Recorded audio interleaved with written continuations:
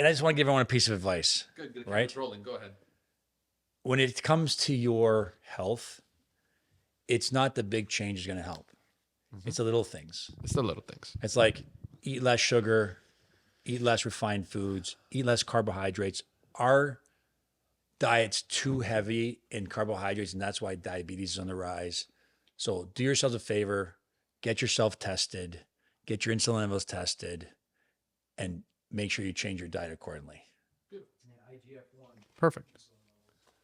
Right? So like for me, I actually mine got cut in half. I was at like at 1100 and now I'm at 593. Are you ready? No. Because we've been recording for the past minute and a half, and I like what you're saying, man. You know what? I'm telling you right now, I'm never ready, man. We're never ready for anything. So let's just get this on the road. But that's the best way to go.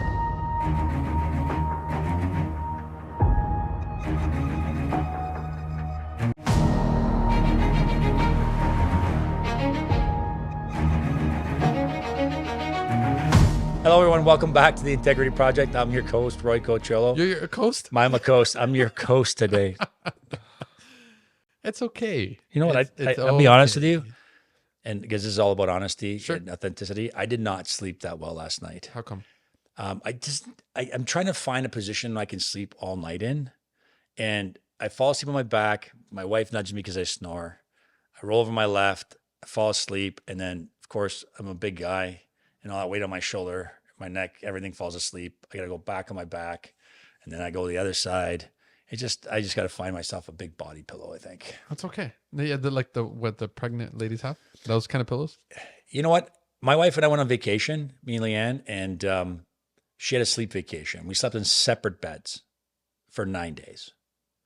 And everyone thinks that's like kind of weird, but she had the best sleep. She was well rested. I had fantastic sleeps. I was well rested. There's nothing wrong with sleeping in separate beds. Is it because you guys are fidgety when you sleep? And as someone makes noise, someone grunts, someone rolls over. Well, Leanne will never admit this, but last night she was snoring, so she kept me up for a little bit. Okay. And then I know that I snore, and I keep her up because I get nudged quite a bit. Oh, okay. So I just want you to know you're allowed to have sleep vacations. And if you have a separate bed, there's nothing wrong with sleeping somewhere else. It doesn't mean your relationship's in trouble, right? That's the first thing people think of. Because they think it's sleeping in the same bed is very intimate. Is it? What are you doing really? You have a sleep vacation. Just try it. I'm just saying that there's nothing wrong with sleeping in separate beds. Not because you're angry at each other, just because you want a good night's sleep. If you have any questions about this, reach out to Roy Coachillo and he'll tell you all about it. All right. All right. So tell me, what is this episode all about now that we had our fun? Well, let's go back to the Integrity Project introduction, no? I would love to. 3, 2, 1. Hello, everyone. I'm Roy Coachillo. I'm your host of the Integrity Project. And today's episode is about how do I change my life? Okay. Now, what do you have in front of you? I got to hear this. Okay. So the reason why I picked this is people ask me this question all the time, like, how do I change my life? And you don't change your life by trying to fix it. I think everyone tries to fix their past, tries to fix things, and there's nothing to be fixed. You're not broken. There's nothing wrong with your life. It's just life.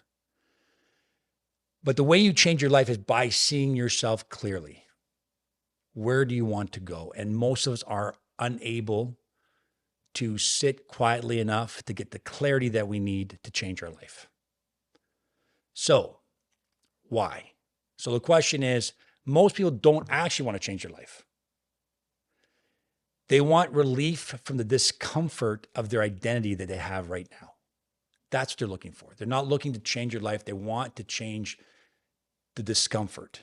And most of us, instead of taking the time to become aware of where our pain points are, to acknowledge them and accept them for what they are. So change doesn't happen with action. It first starts with the truth. You have to decide and discover where you're at today. Be honest with yourself where you're at. Acknowledge where you're at, accept where you're at so you can make the change. This applies for anyone. Anybody. Okay. This is why, so I asked people to send me some questions. And one question they asked me is, why do people feel stuck even when they're quote unquote successful? No, successful in life or successful in business? I'm going to say most likely people, everyone has a different definition of success. And I think for most people, successful means they have money, they have power, they have things, right? So why is it somebody who has everything still feel empty? Why is that? I like the answer from Roy Cocholo. Because their outer life doesn't align with their inner life. That's deep. You better explain that. So when you're aligned with who you truly are and doing the things that bring you joy, purpose, and fulfillment, you can have all the money in the world. It doesn't matter. It's not going to fix who you are on the inside. Just because your outer world to the world looks like you have it all. It's like, what's that famous line? You see a guy drive by in a Porsche, but meanwhile, you don't know what's going on in his head. Maybe he wants to just drive in the next pole because his life is such a sham. So I think it begins with, are you true to yourself inside so that the outside world matches who you are? That's going to be a lot for people to take in. I'm just going to throw that out there because that's on another level of understanding of how do I know when success is no longer triggering me the way that it should? How come success isn't making me happy when it should? For other people, it does. So why am I different? Well, I'll tell you one thing. Whatever you have in your life on the outside world will amplify the way you are in the inside. Good and bad. Good and bad. So if you're somebody who's already happy, somebody who's already fulfilled, somebody who's following their purpose, then your outside life will be amazing. But if my inside world is I have lack, I can constantly betray myself, I'm not doing the things that actually bring me joy and happiness and just have things to have them, then what happens is you want more and more and more because you never feel that you are enough. So if you want to change your life, you got to change it from inside. Come from your heart. Get out of your head. Stop thinking about all the things that how people see you, how people judge you. And then we talked about this that's part of having self-love. People don't love themselves. They want to show the world they have all this stuff. So people go, wow, look at him. Look at the car he has, the house he has. Meanwhile, every night before he goes to bed, he wants to put a gun in his mouth because he can't stand himself. Mm-hmm. And there's a lot of people like that. I know that I was like that. I had all the success in the world and everything I needed, but for some reason or another, I was never worthy of what I had. I always needed to have more for some reason or another to measure up to other people. More of like cars, more house, more money, more everything. You know, it's funny because I was talking to Leanne when I said, I can understand, man. I work my ass off. All these guys drive around Porsches and, Range Rovers and stuff like that. And I drive a 2015 Audi Q5. But you know what? Which is nice. It's still nice. Listen, because what happened is I started attaching my self-worth to my net worth. But yet, if I just take care of what I have and I love what I have and I always feel like I have everything I need, then that all grows. That all starts to grow. And people want to change their life by changing the things that they have, the way that people look at them. No, you want to change your life, you got to change who you are inside. Stop identifying yourself and attach yourself to that person of lack, that person who is sad or a victim. It's powerful stuff. You have another question there.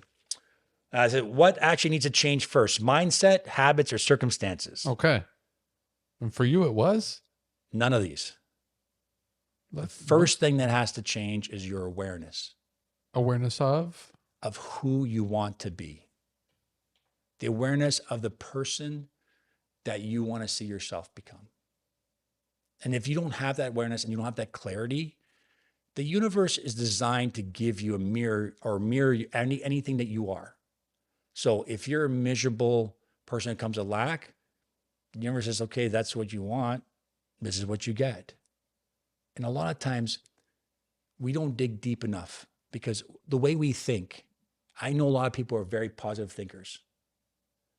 You talk to them, they're optimistic about life, all this kind of stuff, but they still can't accomplish anything they want because deep down, they still feel they're not worthy of it. They still feel they don't have the love for themselves. They still feel that they're lacking everything. Now that's for you, but you did mention three things in that question. Yes. You repeat them one more time. Mindset, habits, or circumstances. So out of those three, what would you say someone coming right into realization that they need to change something, what would that be? Well, it's not your mindset. Okay. Okay. It's not your habits, Okay. and you can't change your circumstances. You can. Hang on. The outside world circumstance you cannot change. Okay. You can only change your perspective of the circumstances. Mm-hmm. And that comes on how you feel about yourself. Feel about yourself as an individual. As an individual, because the world will never change until you change the way you see the world. Oh, that's a clickbait. I like that. Right? So if you come across, and yes, do you need to take action? Of course you do. Do you need to have a mindset of taking action? Of course you do. But until you get to the core reason down below, because you know what? A lot of times I'm like, I deserve this. I work so hard. I don't understand, because even though my mind tells me this stuff, my heart doesn't tell me that. And until I can feel it, like I own it, when I start owning my own power, that's when things will start to change. Right, you're 2 for 2. You have a I'm third at one for 1,000 right now. me. You have a third one. You have a third one for me. I do. Okay, let me hear it. I just wanted this. You do not outgrow a belief by fighting it. You outgrow belief by seeing it clearly. So if I believe one thing, I have to see the opposite if I want. So for example, I have to see myself clearly of being monetarily comfortable. I have to see myself as a good human being. And if you have a clear thought, because the universe only gives you things when you're completely clear about it. You can't be half in and half out. So the next question was, why is clarity so uncomfortable? Why is clarity so uncomfortable? By definition, clarity makes everything comfortable. Well, no, the reason why clarity is uncomfortable, because if you truly saw what you really wanted, okay, and you say, I'm going to say, like, I want to run a multi-million-dollar business. Sure. And you're clear on your vision. Sure. Then you no longer have any excuses. Okay. See, when you're kind of unsure about stuff, then you always have an excuse. Well, I'm not quite sure which way I want to go. But when you decide that that's what you want and you're going to make the decision, that's what you're going to work towards, you no longer have any excuses. Like this podcast. Mm-hmm. For a long time, I was like, I wasn't sure, blah, blah, blah. But as soon as I was clear about it, I had to do nothing but take action. And the day we were supposed to film our first episode, I called you and I said, what? I don't remember. You don't remember? I don't remember what I ate this morning. Okay. So I tell you what I said to you. I said, I don't know if I'm ready for this stuff, Yes. And okay. you said to me, well, Boom. I then have to push it. No, you said, we'll have to push it to another day. And I'm like, okay, fuck it. Let's just do it. Okay. Right? Because I felt I wasn't ready. But here we are now. And now that I'm completely clear, I have no excuses left over. Even though I told you this morning when you walked in today that I'm completely unprepared for these podcasts today, right? But that's just you. But that's incorrect, though. You were prepared. You were prepared. Yeah, I maybe not prepared as much as I'd like to be. Okay, but now we're talking about not clarity, but conviction, because you had a mindset, not necessarily a clear vision of the path that you were going to take, but you knew that path was going to be taken no matter what. But I couldn't make any excuses about not showing up here. You were Of coming course. today. I had no choice. You had no choice. So I have no excuses. Of course. And I try to give you an excuse to see if you can let me off the hook. But what you say to me is like, well, that's too bad. We're still doing it. That's right. Fucking right. Right? So now that you've said that, I have to ask you one thing. Yeah. Now that you've started the podcast, do you feel that there was a reason why we had to start it and why it's coming full circle? Because it progressively, it's getting better and better and better. I think that when I started this podcast, I had no expectations of it. I just did it because it's a passion project for me. I want people to know that they are not broken. I want people to know that life can be grand if you work at it. I want people to know that there is a possibility of changing who you are as long as you're willing to give up your old self. And a lot of people aren't. What are they doing? They're doing this. Yeah, I don't want to let go yet. Here, and Yeah. they want to get to over there, but they're like, I don't know. But Well, it's like the people who are afraid to jump in the water. Yeah. They're comfortable on the dock. They want to jump in the water, but they always think about the what if. it's their bodies that stop, and it's not their minds. Their minds go jump, it'll be fun. And their body's like, oh no, what if I drown? So this is how we're going to leave off this episode. I'm going to ask you this. Do you have more on that list? Well, I'm just saying that clarity hands you responsibility. Uh-huh. So when you're clear that you want to have a family, you're clear that you want to have business, you're clear that you want to become an athlete. As soon as you're clear about that, it gives you responsibility. You have to get it done. It's just like this podcast. I have to get it done, You have to get it done. right? And responsibility terrifies the ego. And that's the problem. So clarity gives you responsibility, and responsibility terrifies your ego, because your ego is like, well, we can just do nothing. But now I'm responsible to add content to this podcast. My ego's like, meh. And I'm like, well, we still got to do it. You left me with another cliffhanger. Well, Unless you have more, but I have that one was more, it. but we can talk. It's okay. Like at the end of here, like, is there one more here? Let's see. Here's a good one. Tell me, People ask me, what's the one practical step I can take today? what's the one practical step you can take today? Yes. What is it? Because change accelerates when you stop lying to yourself. So that's the first step. Okay. Second step is sit in silence. People are afraid to sit in quiet, because when you're quiet and you're centered, you start to realize what you are not. Roy, you did it again to me. And this is the episode, the Integrity Project podcast. I'm Roy Cocho, and thanks for watching. We'll see you again next time. You did it again to me.